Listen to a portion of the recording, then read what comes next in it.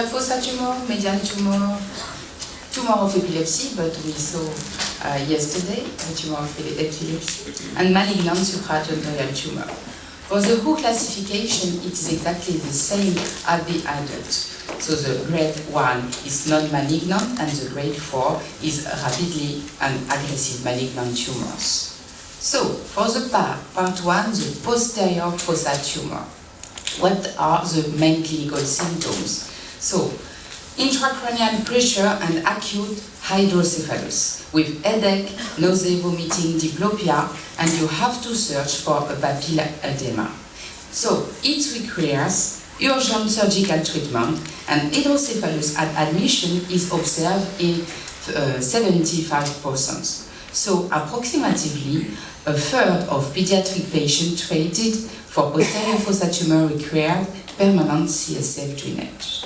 You see here the acute hydrocephalus, and the intracranial pressure is elevated, and you see here the transependymal resorption of the CSF. So, you see here a posterior fossa tumor with a normal third floor here, and you see here a posterior fossa tumor with an abnormal third floor. It is very important to see the position, and it is pushed down. So, in this case, you have to perform a ventriculocysternostomy in order to perform the CNS triage. Here you have the posterior fossa, and the CSF could pass here, so you have to make here a ventriculocysternostomy, and you see here on the sagittal T2 after the ventriculocysternostomy the T2 hypointensity and the CSF artifact. It is very, very important to know that. So on your MRI you have to perform a sagittal T2 before the surgery and after. So you see here the volumetric modification before and after the ventriculocysternostomy, and here you don't have the CSF drainage. So for the epidemiology, the posterior fossa tumor represents 40% of the pediatric brain tumor, and half cases concern the medulloblastoma. So for the posterior fossa tumor, you have to perform a CT scan. It is very important in children to perform a CT scan for the density and the calcification, because the density reflecting the cellularity, and when it is hyperdense, it is a malignant tumor, and when it is hypodense, it is not a malignant tumor. So it is very important, and you have to perform an MRI.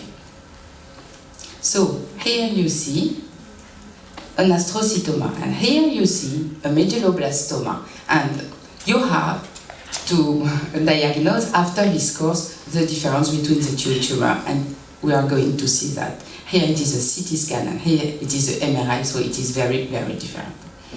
So we are going to start with the pilocytic astrocytoma. That is about 30% of the posterior fossa tumor.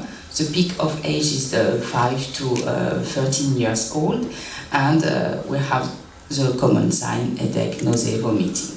So you have to see here the localization in the cerebellar hemisphere, a well-circumscribed tumor, often cystic, you see here, and a solid component, hypodense, and with an enhancement. And it is a WHO grade 1, and you have to perform a surgery alone and recover in case incomplete resection. So you have in T1 a mass here and a cyst, and with T1 with injection you have a cyst with a mural nodule. Here in T2 an hyperintensity with the cyst and the flare. But the percentage of the cyst appearance vary.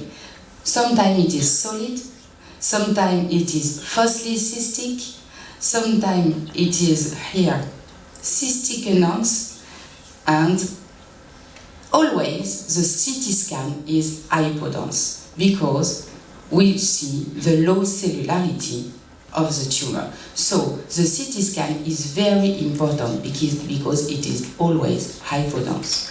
You could have calcification and a rare hemorrhage. So for the keyword, you have to know that it's hypodense, it is localized in the hemisphere, you have a cyst and a mural nodule, and you have to perform a surgery alone. So it is simple.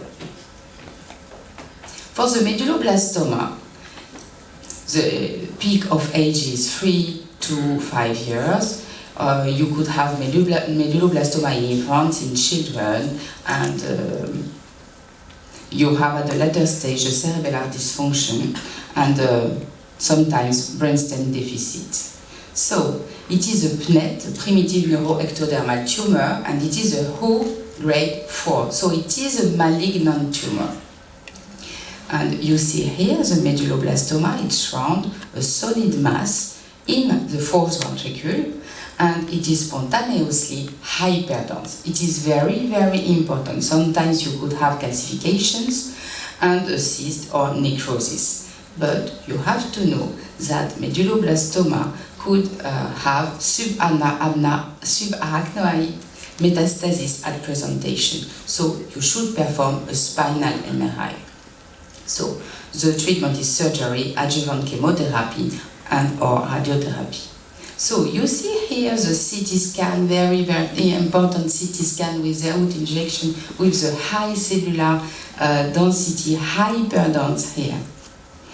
You could have necrosis, you could have calcification, but it is always hyperdense. So here on T1, and an enhancement in the majority of the case.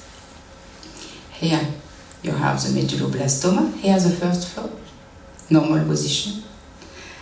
On flare, an hyper intensity, no edema. In the posterior fossa tumor, you don't have edema.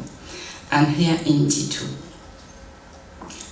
You could have metastasis at presentation, here metastasis at the third floor. And you could have metastasis here, arachnoides metastasis. And you see here at the thecal sac, a subarachnoid metastasis. So you have to perform MRI, including the thecal sac, here, with injection. So the imaging of the whole CNS, including spine, in part of the preoperative evaluation. It is very important to know that when you perform a ventriculocystomy, you should have enhancement of arachnoid, and it is false, it is not metastasis. So you have to perform the MRI of the brain and the MRI of the spine before any surgery. So the key word, it is simple, it is always hyperdense. You have a median localization, you could have metastasis, so perform the spinal MRI. Now for the ependymoma. The ependymoma, it is the third most frequent CNS tumor. It is grade 2 or 3, and not chemotherapy for the treatment. You have to perform surgery and radiotherapy. It's a bad prognosis. The peak age is 3 to 5 years old, and erased from ependymal cell, and the common sign is always the same thing: headache, nausea, vomiting, and ataxia.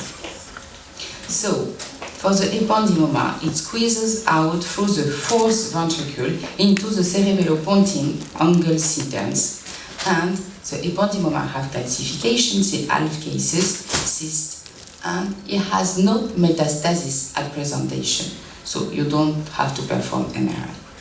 So here you have the ependymoma, it is heterogeneous, and the most important sign, it is that there is an engulfment of the basilar artery. It is very, very heterogeneous, usually iso to hyperdense on T2, and you see the extension by Luschka and Magendie foramina, and here you see, and the enhancement is mild to moderate.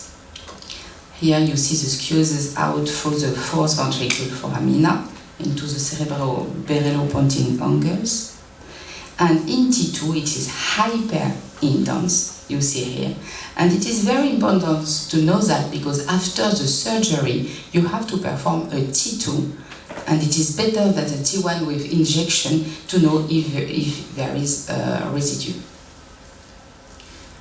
So, the ependymoma had a very bad prognosis. Overall 5 years survival for brain lesion is about 50%. And the younger diagnosis is associated with worse outcome. So the quality of surgical resection is very, very important. So after the surgery, you have to perform the MRI with the T2 to know if there is a residue. So for the ependymoma, it is very easy also. It is heterogeneous, and the localization is in the pontocerebellar angle.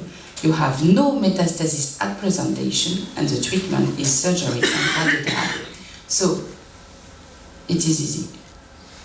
For the brainstem, it is important to know if it is on the pons or on the medulla.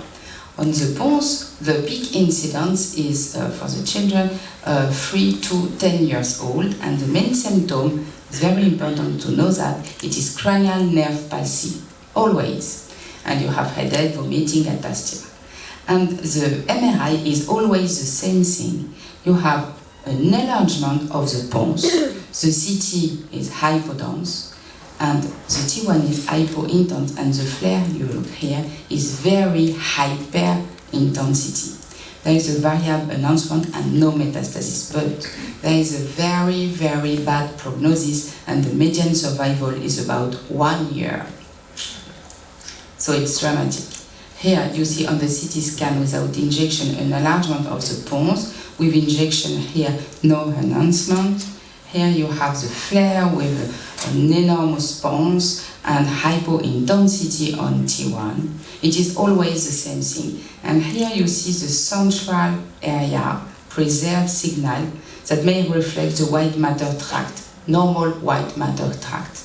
And you have an infiltrative tumor here on the